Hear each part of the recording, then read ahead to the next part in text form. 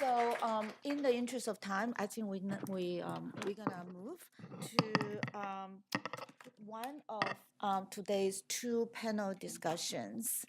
To learn about the power of parent leadership, so please let's welcome Frank Farrow, Director of the Center for the Study of Social Policy, and Dr. Renee Boynton-Jarrett, Associate Professor of Pediatrics at Boston University.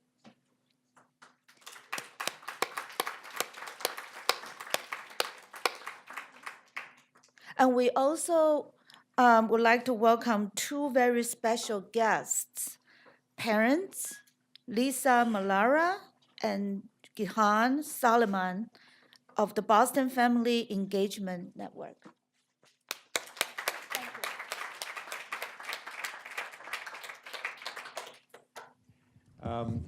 Good morning. I think it's still slightly morning, so we can say good morning, everyone.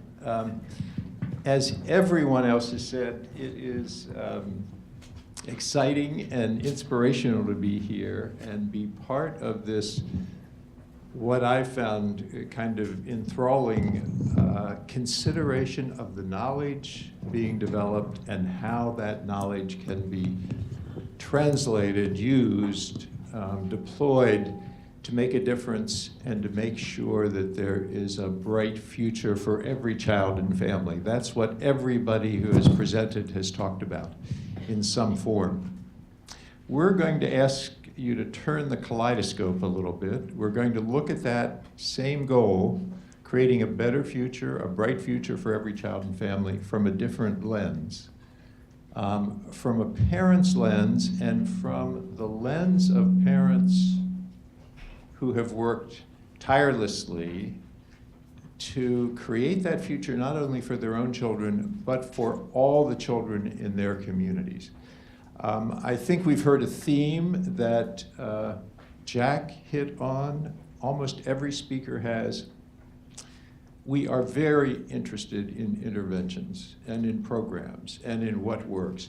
But the long-term solutions are much larger in terms of the conditions that have to be changed in communities. And our hypothesis, although in this crowd, I think I'm going to reduce that to our hunch, because we're not going to dignify it quite yet as a hypothesis.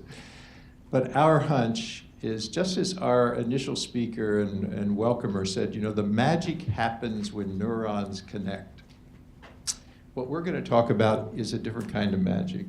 The magic that happens when parents connect around the future of their children and around the future of children in their communities. Lots of thanks to the Picower Institute and to Barbara and the Picower Foundation. I suspect, JPB. I suspect there are others in this room who've had similar conversations that I have had with Barbara, who she will listen patiently to what I'm saying for a while and then say, and Frank, what's the parent's role in what you are doing? And so this is a small snippet about parent role. You'll notice one other thing. We are going to have a conversation. We're going to sit here a little more in a talk show format. I did have a minute at the break of a sort of PowerPoint anxiety when I realized that we had had the slickest PowerPoints I have ever seen, and we're going to be PowerPoint free. But what you'll hear is a conversation among us. Let me introduce my fellow conversationalists. Lisa Melara, who is a proud parent of 3 sons, a parent leader in many ways, and one of the things you'll hear is the multiple ways people's leadership can be exercised. Lisa is co-chair of the site council at one of the schools her children attend, and if you look in your bio, I won't take the time, but you will find quite an amazing array of leadership with many organizations. Gihan Suliman is also a leader here in Boston. Both Lisa and Gihan are with the Family Engagement Network in Boston. If we have a little time at the end, we'll say a word about that. There are other representatives of the Family Engagement Network here. And Renee Boynton-Jarrett, Associate Professor of Pediatrics at Boston Medical Center. I think many of us know her also as the founder of Vital Village Network, which has been an inspiration to a number of us working on community responses that create bright futures for children.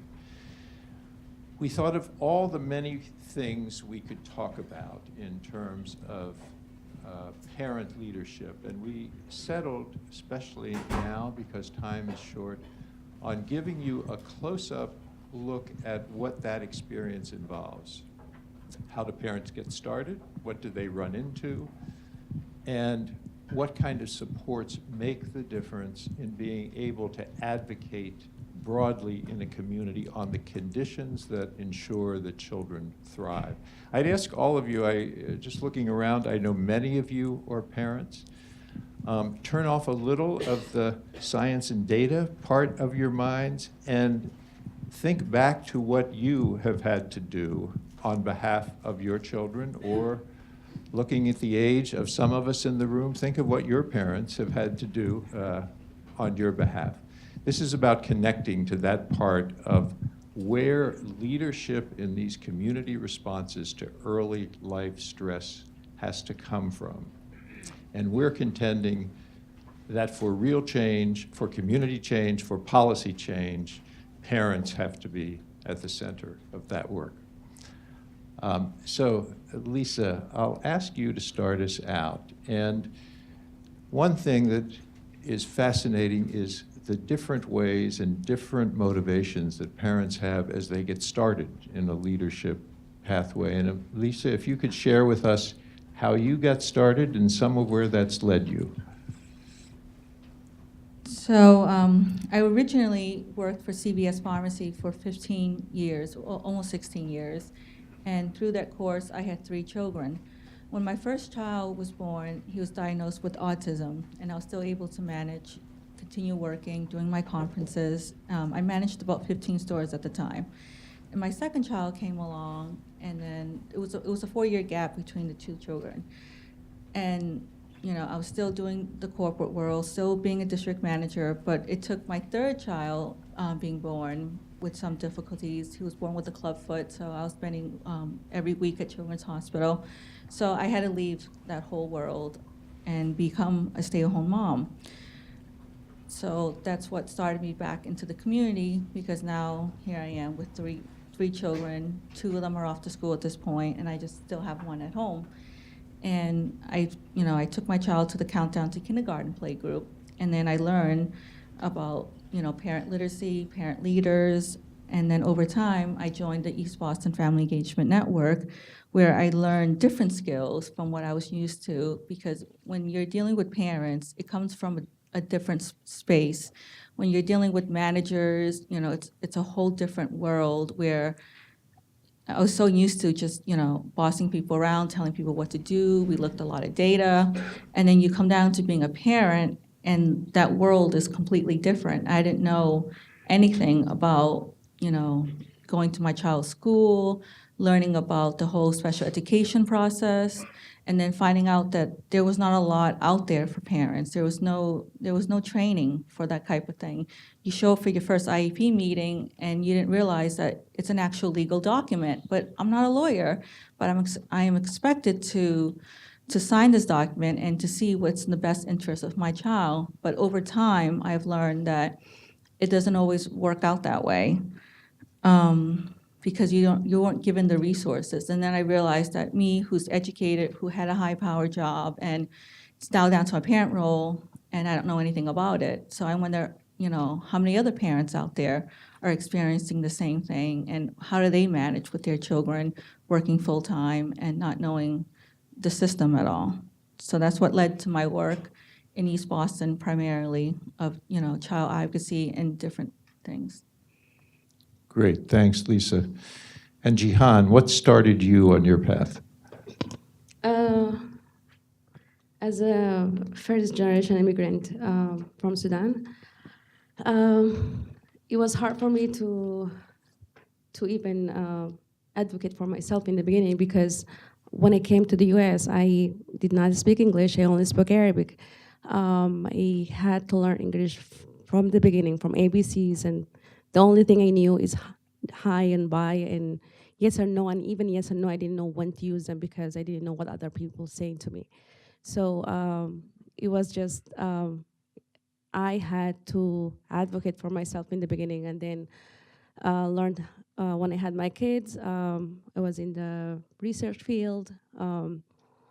So it was all, everything is like first time experience for me. So I wanted to make sure that I do it the right way. So I would research what I learned about my kids and how to raise them, about their schools and what schools should they go to and which one they shouldn't. And then at some point, I was also I was a director for a nonprofit organization, Revere. It's Women Encouraging Empowerment. And most of people there are immigrants, and also there is a a large community from the Arab world, and they spoke no English, so I felt like I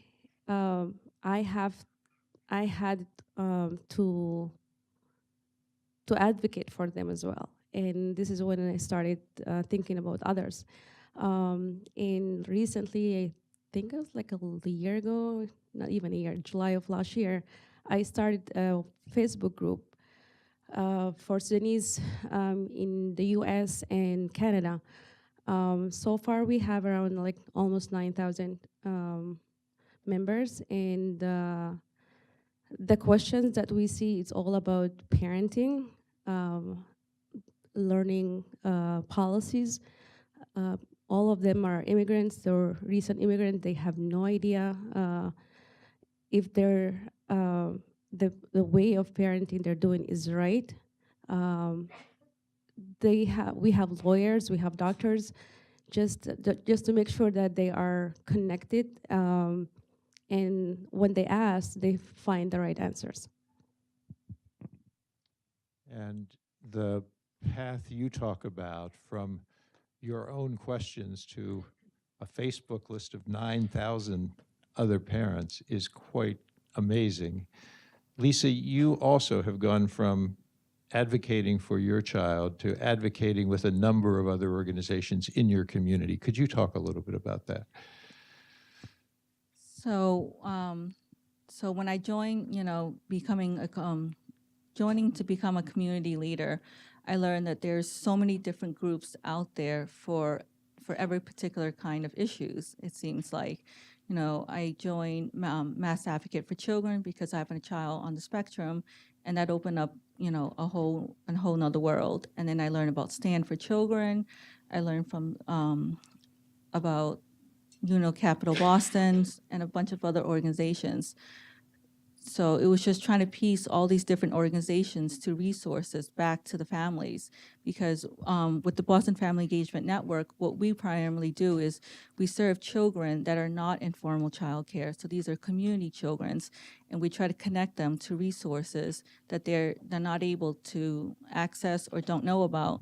So one of the work that I end up doing was I do welcome baby visits. And on those visits, sometimes I get first-time parents, sometimes I get second-time parents, but the majority of the time when I go into these homes is that these parents who are not connected to any agencies, they don't know anything about what their rights are, what resources are available, and they don't know when they can register their child for school. So I found that there was such a huge need for these parents, and how to connect them is because it's really hard. Like, I thought back when I became a parent leader, if I never had a child in the Boston public school system, I wouldn't know about Countdown to Kindergarten. So it's like, how do you connect these parents to all these resources that are available to them, and they don't know about it? So that was one of a really big challenge. I know from our conversations in thinking about this, and we shared a lot of experiences just by phone, that a lot of this has not been without speed bumps, or in some cases, quite difficult fights that you've encountered. Gihan, maybe a difficulty you've encountered, or Lisa, a difficulty you've encountered. Lisa, we'll start with you, I think. So difficulties that I've noticed is that race plays a huge issue in getting resources and services. So, for example, when I was looking for advocates for my children, I have mixed kids. So I'm from Vietnam and my husband's from El Salvador. So we fall under the Asian or Latino lines. And there was one particular agency where she was like, well, if you're Asian, you know, the advocate for the Vietnamese speaking population has less of a line than the Latino families. And I didn't think that that was right in any sense, that you shouldn't be basing services on where a parent is from and where they're, you know, what lines they can get into. So I found that very disheartening with that particular organization, because you had to make a choice about which line to get into. And then I thought about, well, what about all the other kids and families of the Latino communities where the wait is much longer? So what do you do for it? But the biggest problem is it feels like, you know, all parents would do what is best for their particular child, so they would go for the shortest path. Gihan, a difficulty or a source of support, either one? Difficulty, I think I want, from an immigrant perspective, I think communication, just because I feel like there isn't much of communication between authorities and parents. For example, just last week I was interpreting to a family at a hospital where a little girl got bit by a dog, and the doctor, the mother was there, and I was helping her to explain to the doctor. She had a little English. She was trying with her little English to ask the doctor, why are you releasing my child if you don't know any information about the dog? Maybe it could have rabies. Can you check and see animal control if they have information about the dog before you release my child? The doctor was not talking to her. She was talking to me instead. I'm like, no. You talk to her. She can explain to you. She has little English. Explain to her what the process is. And they didn't. They had to release her without taking. They even sent any information to the animal control. So little things like this. When you see that there is a parent, just because they don't speak English, you undermine their authority as a parent just to have to speak to the interpreter instead, and then shut off the parent. I'm like, no, wait, I'm not talking to you, I'm talking to her. I'm like, no, you should not be talking to me. She's the parent, I'm not the parent, I'm here just interpreting. She had to shut off the parents because she didn't like what she was saying. So I didn't think that was right. So things like these are they make a lot of difference. If we have, even parents, when they receive something from the school, all the information is English. If I'm not speaking English, how would I know if this meeting is important to my child? If that meeting has decision or policy making for my child, I should be able to be part of that. So this is what I think. Yeah, one thing that strikes me in both of your stories, the source of the difficulties and some of what you're advocating with and sometimes advocating almost against, although you didn't use that word, are the systems themselves. These are systems designed in the conversation we've been having to create the opportunities that in fact open up bright futures for children. I realize it would be highly individualistic and it would vary from system by system, but how have you found the strength in numbers to advocate again, and prevail against system barriers? Schools or medical institutions or any other systems you've had? guess is to stand up for yourself. And for me as a leader, parent leader, I would speak on behalf of the other parents or show them, teach them how can they be a leader themselves. I can do so much, but then they can also do so much for their family. Just by teaching them how, or taking their hand, and this is how you be a parent leader, you can advocate for your child as well. So again, parent to parent to parent. Lisa, any observations on that? Yeah, I think a lot of it is parent to parent. So when I found out that there were so many parents that were not being helped by the system, so I went out and looked for those resources and bring them back to East Boston because, you know, there was not a lot. Every time we go somewhere, all the meetings are in Dorchester or Roxbury, you know, especially with the school building and everything. And then I found agencies to work with me, like the Department of Health, where they're able to, you know, fund field trips and do things with the community. So everything was really a community base to reach all the families. So, you know, one year we took families who lived in East Boston, which is not that very far away from Franklin Park Zoo, but some of them have lived in this community for 10, 15 years, and they've never been to the zoo because of transportations, lack of resource, cost, a lot of these factors. So that's why, you know, when I started doing my work, I looked for so many different areas where we can bring the resources back to East Boston, because people always think that we're just an airport, but people actually live here and raise their kids here.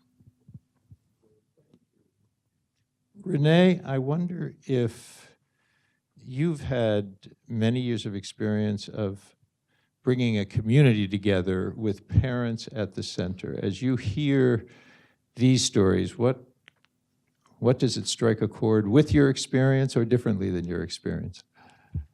I'm excited and delighted that this conversation is happening, and I feel like the future of the Picower Symposium will be that this will be more of the norm and more integrated, because someone created a wedge of space here. And there's a critical question. This morning we heard a number of profound talks about the long-term durable impacts of early childhood adversity on life course health and developmental trajectory. And if we think about those as social determinants of health, we start to see them as key drivers of inequities that we see in society. And when we think about systemic and structural inequities in society driving further exposure to social adversities or adverse social environments, we really become compelled to think about this information differently. And there's like a powerful question that each of us in this room have to ask ourselves. And if we want to reduce inequities or eliminate inequities, can we accomplish that without including a diversity of voices in that process? So for example, when we think about research questions and research hypotheses that are fundamentally informed by your theoretical framework, by your worldview, by how you view the world works, if you are not incorporating a diversity of worldviews, a diversity of lived experience, a diversity of perspectives, we simply may not ask a broad enough swath of questions to develop a deeper understanding. And so as I hear Lisa talk about enrichment opportunities such as Countdown to Kindergarten, drop-in play groups, that then created opportunities to engage in leadership further, to connect to other parent leaders. Gihan talked about developing a network space for parents to convene. It's really, as you said first, Frank, turning the kaleidoscope on its head. There are already engagement, networking, opportunities that parents are spearheading. There are solutions that are growing within communities already. Are we doing a good job of looking for those with the expectation that those creative solutions are already there, and perhaps we should be asking to be welcomed in and engaged with those rather than reaching out to engage parents. So our orientation with Vital Village is very much in that way, that we cannot achieve equity without a co-design process, and that there is already ingenuity, creativity, some of which has emerged from adverse and challenging experiences, but there are a lot of solutions that are already growing in communities, and how do we lift those up, and how do we engage with those instead of recreating or applying on top of? And so I hear, I resonate strongly with Lisa's process of needing to develop a different pathway forward, as well as Gihan's process as well of really seeing yourself as an agent of change and having agency around being able to convene other parents. So I think in our network, we have a model we call service learning and leadership, which is essentially credit for service. It's acknowledging what parents are already doing and giving them credit for that.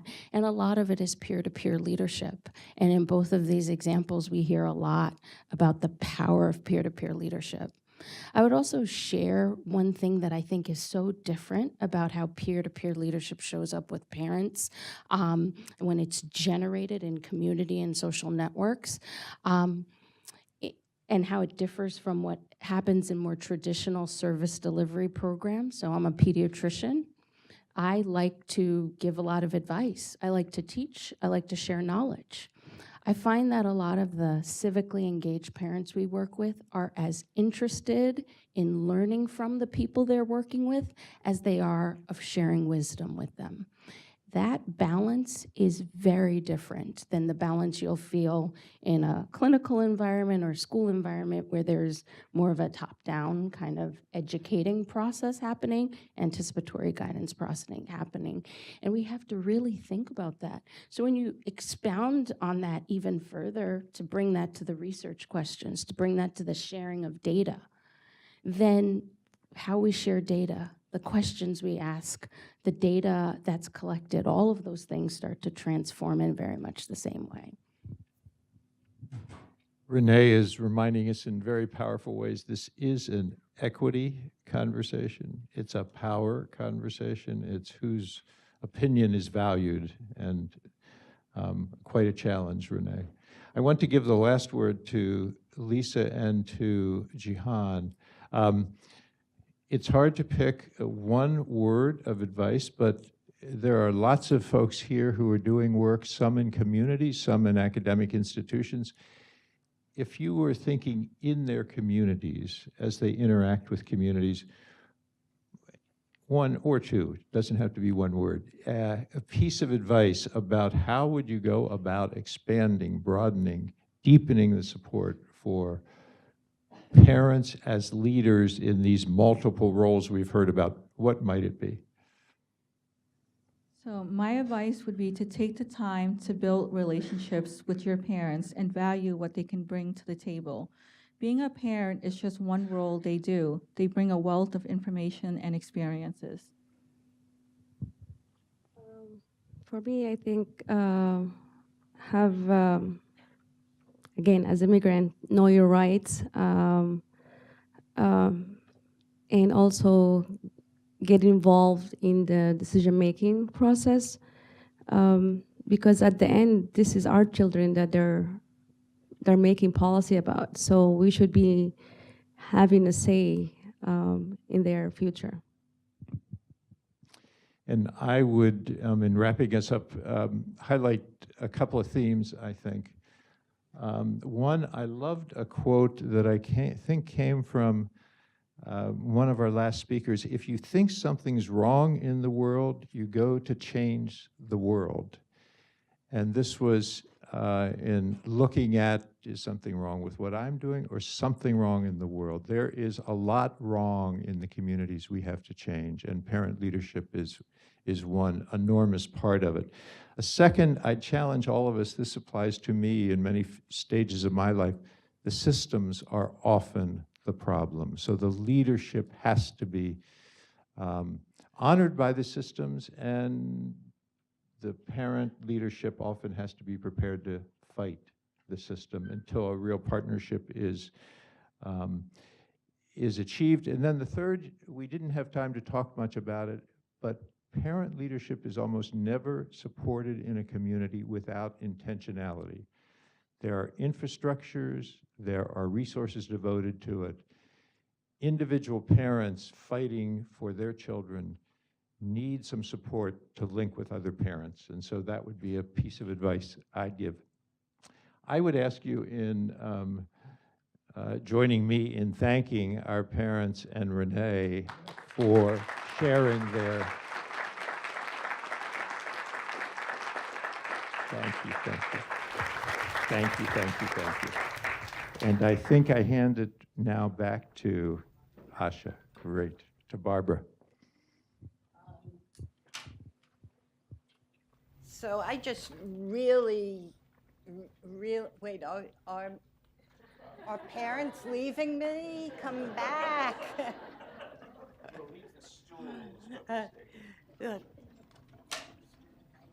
I want to thank them for coming up here and talking to us. I want to say that some 20 years ago, I went to visit Jeff Canada, who's going to be speaking later, at the Harlem Children's Zone, and I walked in there as a privileged white woman who was, Jeff is here,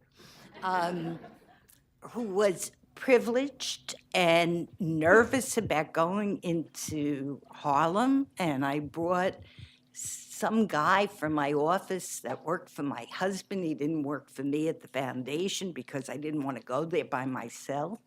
And I learned this really important lesson that has stayed with me all of my life. So here I am, a lot younger than I am now,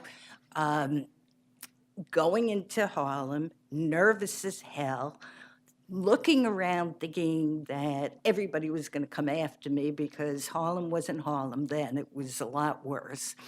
And I'm talking to Jeff, and he says to me, I've never met a parent, no matter what they're doing, whether they're on the right side of the law or the wrong side of the law, who doesn't want to be a good parent and wants to afford their children a better life than they had.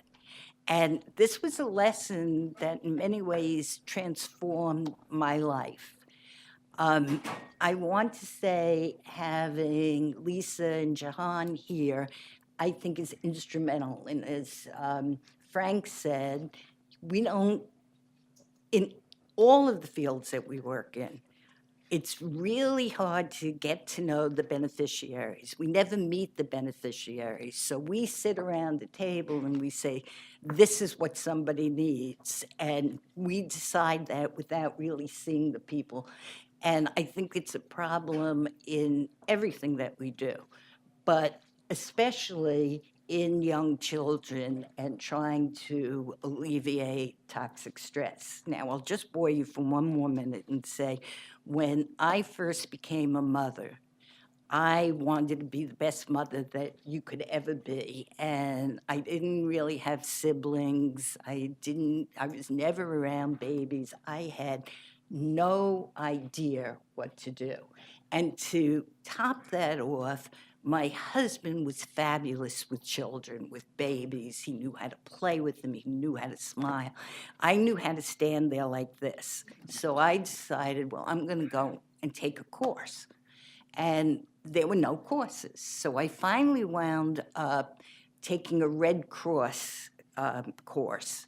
And there I learned how to hold a plastic doll, put it in water so it could take a bath, and how to put a fake diaper on it.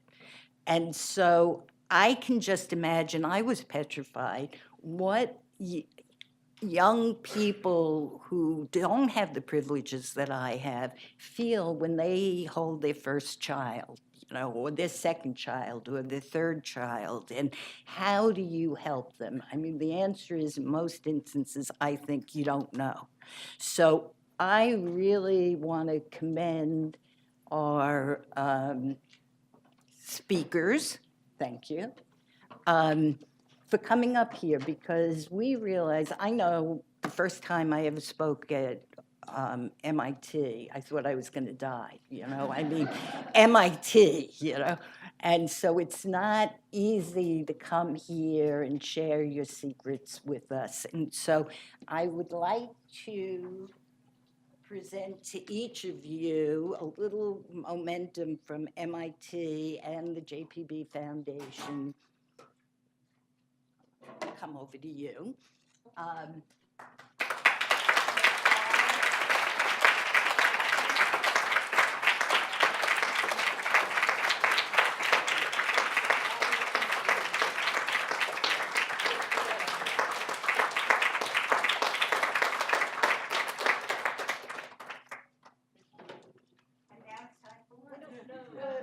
Wait, just 1 minute.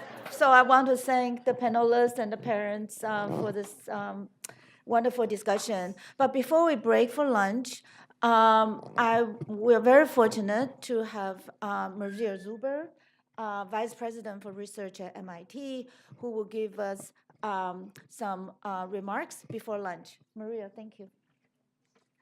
Great, thank you. And I know I'm standing between you and lunch, so I will be efficient, let's put it that way. So, so first of all, thank you to Li Hui for the introduction and for the efforts of you and all of your staff in putting this fantastic event together. So I just, on behalf of MIT and our administration, I just want to express our gratitude to Barbara for her vision.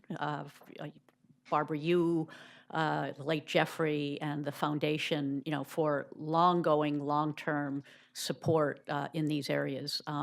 They had the vision to invest in the best faculty on some of the most important problems of the day, and over a long period of time, and this has actually been critical in advancing progress. And the topic of the symposium here on early childhood stress is just so important. And Barbara, not only have you supported it, but the inspiration, the comments that you just made, I think are so influential in thinking myself when I was a young mother and, holding a baby for the first time and thinking, oh my God, please don't mess this up, Maria. You can do math, but that's about it. It really, strikes me as just such an important thing that you have done.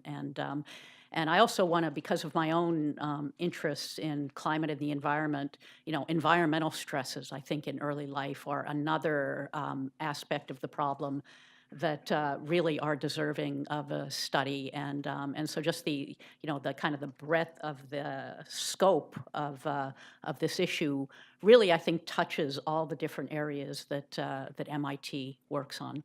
So and in fact, all of these things are emphases in our campaign for a better world.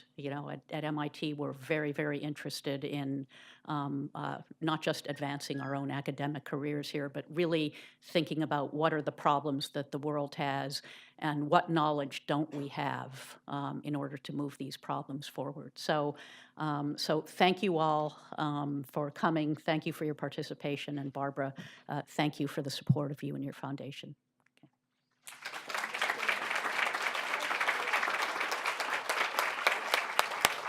Thank you very much, Maria. So with that, we conclude our morning session, and we are going to break for lunch.